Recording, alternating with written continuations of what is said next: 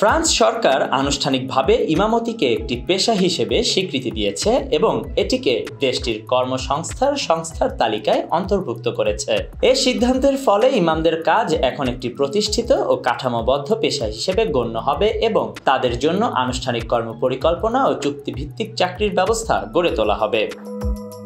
ফরাসি স্বরাষ্ট্রমন্ত্রী ব্রুনো রেতাইও এই ঘোষণা দিয়েছেন। তিনি বলেন, এটি একটি ঐতিহাসিক পদক্ষেপ যা ফ্রান্সে প্রথমবারের মতো ইমামের ভূমিকাকে সরকারি স্বীকৃতি দিল।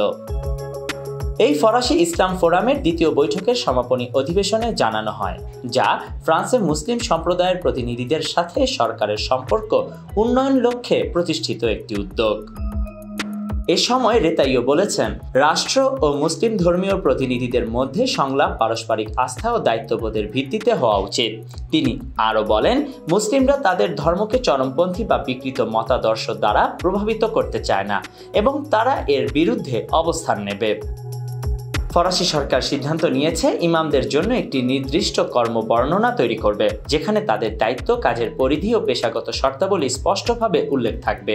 এছাড়া ইমামদের জন্য সরকারের নির্ধারিত কর্মসংস্থান চুক্তি থাকবে, যা তাদের কাজের নিরাপত্তা নিশ্চিত করবে এবং একটি সংগঠিত কাঠামোর মধ্যে তাদের পেশাগত দায়িত্ব পালনের সুযোগ প্রদান করবে। এছাড়াও সরকার হাসপাতাল ও সামরিক বাহিনীতে কাজ করা মুসলিম ধর্মযাজকদের আনুষ্ঠানিকভাবে স্বীকৃতি দেওয়ার সিদ্ধান্ত নিয়েছে।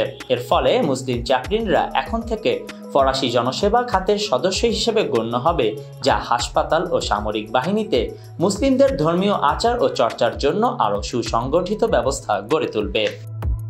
ফরাসি স্বরাষ্ট্রমন্ত্রী রেতাইও ইসলাম বিদ্বেষ সম্পর্কিত পরিস্থিতি নিয়েও কথা বলেন এবং জানান, 2023 সালে ফ্রান্সে 173টি মুসলিম বিরোধী হামলার ঘটনা নথিভুক্ত হয়েছে, তবে প্রকৃত সংখ্যা আরও বেশি হতে পারে, কারণ অনেক ভুক্তভোগী হয়তো এ ধরনের ঘটনার অভিযোগ জানাতে চান না।